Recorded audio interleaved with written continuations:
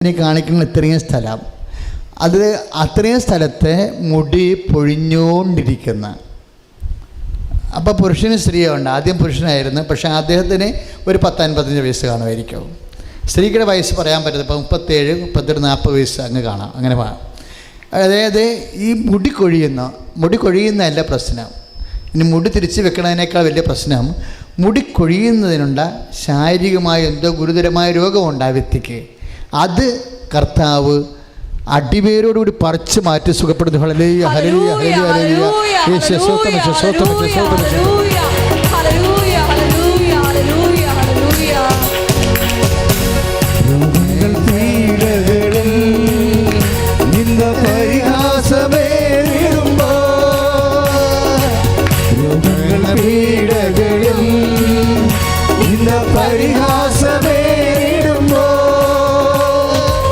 അമിതബലന്മാരുടെ എന്നെ സാന്ത്വനമായി നടത്താം. അമിതബലന്മാരുടെ എന്നെ സാന്ത്വനമായി നടത്താം. കൃപയരുന്ന അവനെ പകർന്നിടുക. ഈ ഭൂമിയിൽ യാത്രയിൽ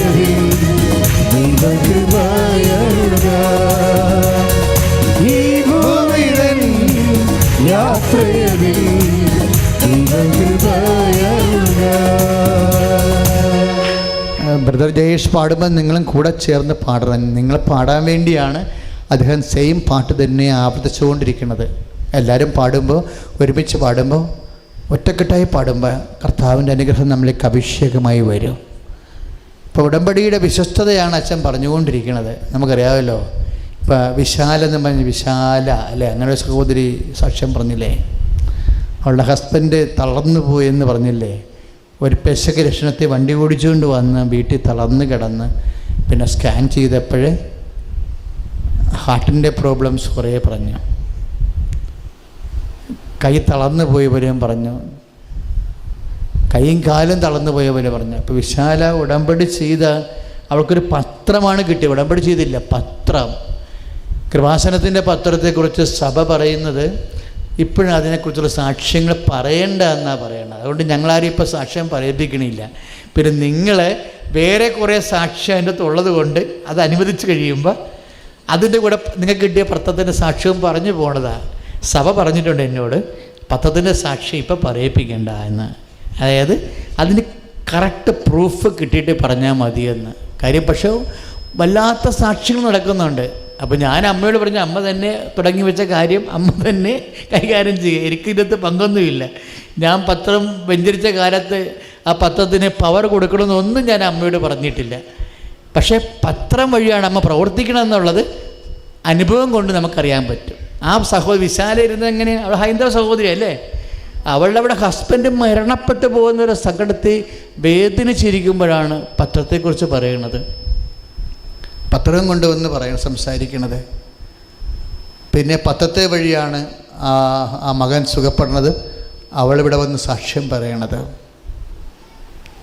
അപ്പോൾ കൃപാസനം പത്രം അമ്മയ്ക്ക് പുറത്തിറങ്ങി സഞ്ചരിക്കാനും അമ്മയുടെ അനുഭവങ്ങൾ അനേകായിരങ്ങൾ കിട്ടാൻ വേണ്ടി ദൈവം നിങ്ങളെയാണ് ഏൽപ്പിച്ചിരിക്കുന്നത്. അതുകൊണ്ടാണ് ഞാൻ പറയുന്നത്, പത്രം ആരും വെച്ചിട്ട് പോരരുത്.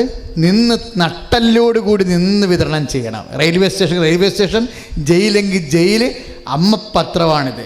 ഇത് നട്ടല്ലോട് നിന്ന് വിതരണം ചെയ്യണം. കൊന്ത ചൊല്ലി വിതരണം ചെയ്യണം. എന്താ കാരണം എന്ന് അറിയാവോ? അമ്മ നമ്മളെ നേരിട്ട് ഏൽപ്പിച്ചിരിക്കുന്ന ജോലിയാണ്. അമ്മ എന്നെ ഏൽപ്പിച്ചതാണെന്ന് പറയണം, അല്ല ജോസഫച്ചനും കൃപാസനും ഏൽപ്പിച്ചതല്ല.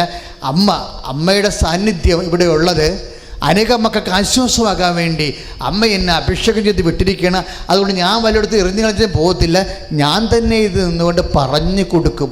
അങ്ങനെ കാര്യം കർത്താവിനോട് നമ്മൾ വിശ്വസ്തത കാണിച്ചാൽ പത്രം വാങ്ങിച്ച് വിതരണം ചെയ്യുമെന്ന് പറയുമ്പോൾ അതിൻ്റെ ഉദ്ദേശം പത്രം വാങ്ങിച്ച് പ്രേക്ഷിത പ്രവർത്തനം ചെയ്യുന്ന. പ്രേക്ഷിത പ്രവർത്തനം ചെയ്തുകൊണ്ട് വരുമ്പോൾ കുറഞ്ഞ പക്ഷം ഇപ്പോൾ വേറെ സാക്ഷി ഇവിടെ ഉണ്ടായിരുന്നു, പത്രം കൃപാസനത്തിൽ വന്നിട്ടില്ല, ഉടമ്പടി ചെയ്തിട്ടില്ല, പക്ഷെ പത്രം വാങ്ങിച്ച് കൊടുക്കാമെന്ന് പറഞ്ഞപ്പോൾ അനുഗ്രഹം കിട്ടിയെന്ന് സാക്ഷ്യം പറഞ്ഞില്ലേ ഒരെണ്ണം. കേട്ടോ നിങ്ങൾ? അതിൻ്റെ അർത്ഥം എന്താണ്? പ്രേക്ഷിത പ്രവർത്തന അമ്മ വളരെ കരുതലോടെ ഇരിക്കുന്നു. എന്താ കാര്യം? ഇത് നമുക്ക് മാത്രം ഗുണമുണ്ടായാൽ പോരല്ലോ, ഇന്ത്യ മുഴുവനും ലോകം മുഴുവനും അമ്മ സംഭവങ്ങൾ. കാര്യം ഒന്നാമത്തെ ഒരു ക്ലോക്കാണ് നെഞ്ചത്ത് വെച്ചിരിക്കുന്നത്. ഒരു ബൈബിളാണെങ്കിൽ നമുക്ക് പറയാം ബൈബിള് അമ്മ ഉപയോഗിച്ചിട്ടുള്ളതാണ്, അമ്മ അത് അടയാളം കാണിച്ചതാണ്. ഉണ്ണിമിശാനാണ് അമ്മ നെഞ്ചത്ത് വെച്ചിരുന്നെങ്കിൽ നമ്മൾ പറയും സ്വാഭാവികമാണ്. ഇത് സ്വാഭാവികമല്ലല്ലോ. സഭ ഉണ്ടായിട്ട് ഇന്ന് വരെ കേൾക്കാത്ത സമയഘടികാരം വെക്കാൻ എന്താ കാര്യം? സഭ ഇത് പഠിക്കാതെ ഒരു മാർഗവുമില്ല. പഠിക്കണം. കാര്യം ഇത് നമ്മൾ പറയുന്നതിനേക്കാൾ വലിയ സംഭവം ഇതിൻ്റെ തൊണ്ട്. നമ്മളിത് പറയുന്നതിനേക്കാൾ അച്ഛന് അത്രയും പറയാൻ അറിയത്തില്ല. സഭ ഇത് ആഴമായിട്ട് ഇതിൻ്റെ ദൈവശാസ്ത്രവും ഇതുകൊണ്ട് ദൈവം ഉദ്ദേശിക്കുന്ന കാര്യങ്ങൾ അതുകൊണ്ടാണ് ഈ പ്രത്യക്ഷീകരണ പ്രാർത്ഥനയിൽ ആണ് ഏറ്റവും പവർഫുൾ പ്രാർത്ഥന എന്ന് പറയുന്നത്. അത് മാത്രം ഉണ്ടാകുമ്പോൾ ഇവിടെ കാണുന്ന എല്ലാ ഈ ജോലി, വീട്, സ്ഥലം, വിവാഹം, സർവീസ് പ്രോബ്ലം മൊത്തം അങ്ങ് ഏറ്റെടുക്കുകയല്ലേ. ജീവിതത്തിൽ നമുക്ക് തലയിലും കെട്ടി ജീവിക്കാൻ പറ്റും. നീ എവിടെയെല്ലാം കണ്ണീര് വീടുന്നുണ്ടോ, നിൻ്റെ എവിടെയെല്ലാം നീ ഭൗതികമായ വേദന അനുഭവിക്കുന്നുണ്ടോ ആ സ്ഥലങ്ങളിൽ അച്ചിട്ട പോലെ അമ്മ പ്രവർത്തിക്കുന്നതിൻ്റെ സാക്ഷ്യമല്ലേ നമ്മൾ കേൾക്കണത്. ഇപ്പം ഇന്നലെ മെനയെന്നാണ് വലിയ ഇതുപോലൊരു കൂട്ടായ്മ കഴിഞ്ഞത്. ഇപ്പം ഇനി അടുത്ത ഞായറാഴ്ച, അടുത്ത ചൊവ്വാഴ്ച, ഇങ്ങനെ ഇനി നിങ്ങളാരും ഇനി ഈ മാസം വരരുത് ഇവിടെ. കാര്യം എന്താ? നല്ല മഴയാണ്. പ്രാർത്ഥിച്ച് ഇന്നലെ സന്ധ്യയ്ക്ക് ഞാൻ പ്രാർത്ഥിച്ചു, അമ്മേ നാളെ ആരാധന സമയത്ത് നീ മഴ പെയ്ക്കരുതെന്ന് പറഞ്ഞിട്ടാണ് ഇപ്പം ഇങ്ങനെ നിൽക്കണത്. അപ്പം അതുകൊണ്ട് ആൾക്കാർ കൂടിയ മഴ വന്നു കഴിഞ്ഞാൽ നമുക്ക് ഇരിക്കാൻ പറ്റാതെ വരും. അതുകൊണ്ട് നിങ്ങളിനി അടുത്ത മാസമേ വരാവൂ. അടുത്ത മാസം ഇനി കൂട്ടായ്മകൾ ഇവിടെ എന്തുണ്ട്? അടുത്ത ചൊവ്വാഴ്ച ഉണ്ട്, ഞായറാഴ്ച ഉണ്ട്, 1, 3, 4 ചൊവ്വാഴ്ച, 1, 3 ഞായറാഴ്ച. എപ്പോഴും വലിയ കൂട്ടായ്മ ഉണ്ട്. ഉടമ്പടി ധ്യാനം എന്ന് പറയുന്നതിന് ഇതാണ് ഉടമ്പടി ധ്യാനം. നാളെ മുതൽ ഉടമ്പടി പ്രാർത്ഥന.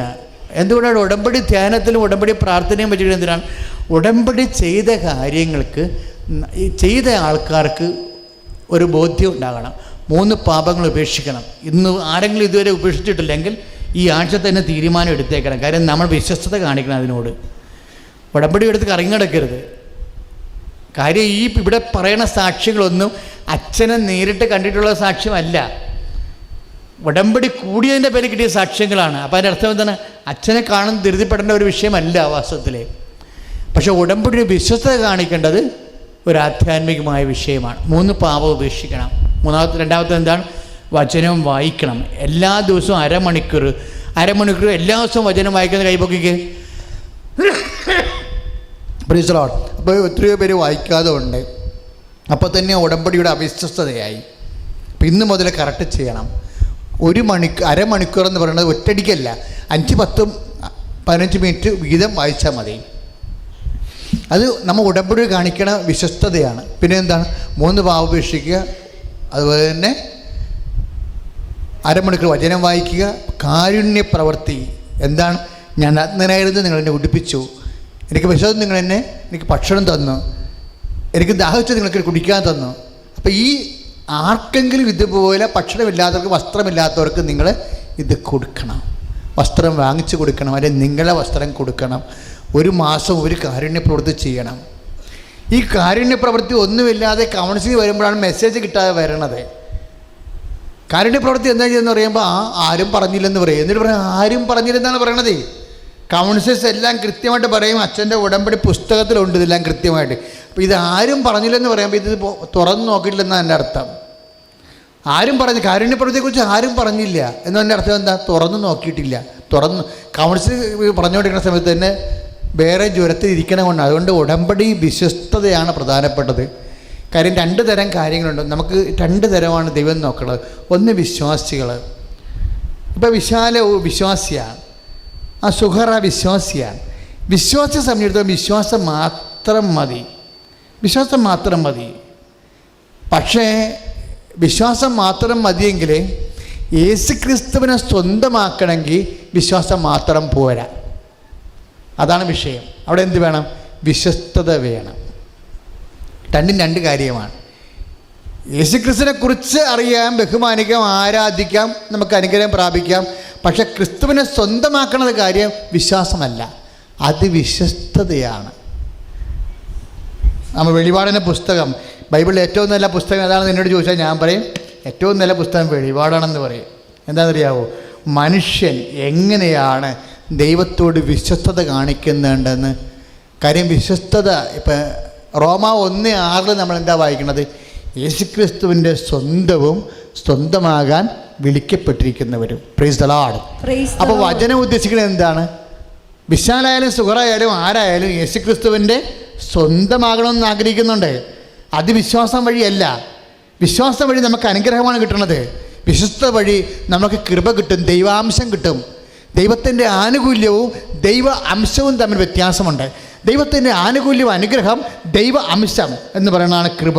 ഈ കൃപ ലഭിച്ചു കഴിയുമ്പോഴാണ് നമ്മൾ ദൈവത്തിൻ്റെ സ്വന്തമാകണത്. അപ്പോഴെന്താണ്?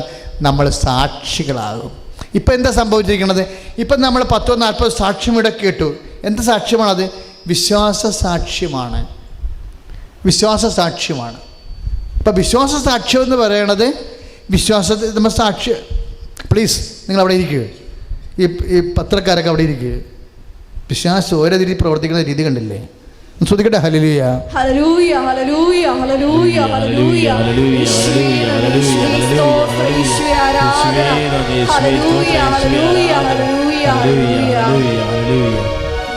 പരിശുദ്ധ പരമദിവ്യകാരുണ്യത്തിന്, പരിശുദ്ധ പരമദിവ്യകാരുണ്യത്തിന്,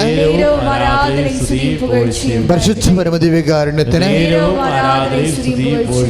വിശ്വാസം വഴി നമുക്ക് അനുഗ്രഹമാണ് ലഭിക്കണത്. അത് യൂസ് ആൻഡ് ത്രോയാണ്. ഇപ്പം അമേരിക്കൻ കമ്പനിയുടെ ഓർഡർ കിട്ടിയാലും 10 കൊല്ലം കഴിയുമ്പോൾ അതിൻ്റെ കാശ് ശമ്പളമൊക്കെ തീരും അല്ലേ? തീർന്നില്ലേ? അപ്പോൾ ദൈവമായിട്ട് ബന്ധവും തീർന്നു. അപ്പോൾ സ്വന്തമല്ല. അനുഗ്രഹം ഒരിക്കലും നമ്മൾ ദൈവത്തിൻ്റെ സ്വന്തമാക്കത്തില്ല. നമ്മളാ ഓർക്കണം. കൃപയാണ് ദൈവത്തിൻ്റെ സ്വന്തമാക്കണത്. നീ കൃപാസനത്തിൽ വരുമ്പോൾ ദൈവത്തോട് പ്രാർത്ഥിക്കേണ്ടത് എന്താണ്? ഇപ്പം പനി മാറി, അല്ല ക്യാൻസർ മാറി. ഇപ്പം ക്യാൻസർ മാറിയാലും ചിലപ്പോൾ 5 കൊല്ലം കഴിയുമ്പോൾ വേറെ രോഗം വന്നെന്ന് വരും. അപ്പോൾ ഒരു ദൈവത്തിൽ നിന്നൊരു ആനുകൂല്യം പ്രാപിച്ചാൽ ആ ആനുകൂല്യം എന്ന് പറയുന്നത് എല്ലാം കാലികമായിട്ടുള്ള ആനുകൂല്യമാണ്. അത് കഴിഞ്ഞാൽ അത് മാറി. അത് മാറിക്കഴിയുമ്പോൾ വീണ്ടും നമ്മൾ പഴയ ആളായി മാറി. പക്ഷേ എന്താ? കർത്താവിൻ്റെ സ്വന്തമാണെങ്കിൽ സൗഖ്യം നിന്നെ വിട്ടുപിരിഞ്ഞാലും കർത്താവ് നിന്നെ വിട്ടുപിരിയത്തില്ല. യേശുക്രിസ്തുവിൻ്റെ സ്വന്തമാകണത് എങ്ങനെയാണ്?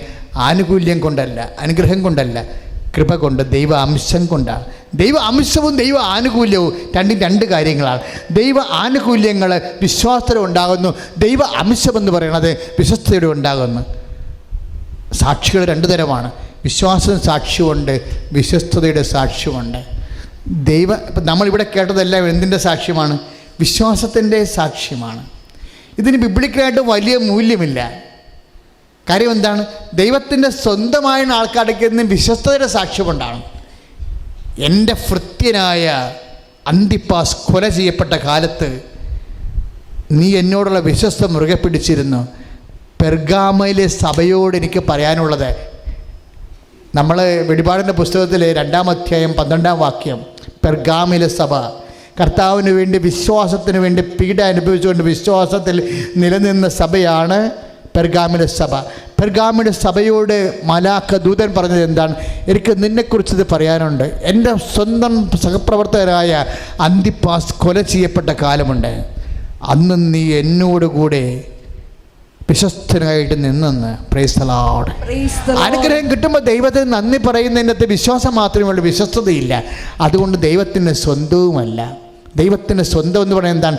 സഹനം ഉണ്ടാകുമ്പോഴും വിശ്വാസം ഏറ്റുപറഞ്ഞുകൊണ്ട് കർത്താവിൻ്റെ സാന്നിധ്യത്തിന് പോവാതെ നിന്നുകൊണ്ട് സ്നേഹത്തിനും സഹനത്തിനും സുവിശേഷത്തിനും സാക്ഷിയായതുകൊണ്ട് യേശുക്രിസ്തു ഏകരക്ഷകനാണ് നെറ്റ് പറയുമ്പോൾ അവൻ വിശ്വസ്തതയായി ദൈവത്തിൻ്റെ സ്വന്തമായി കൈ അടിച്ച് കർത്താവ്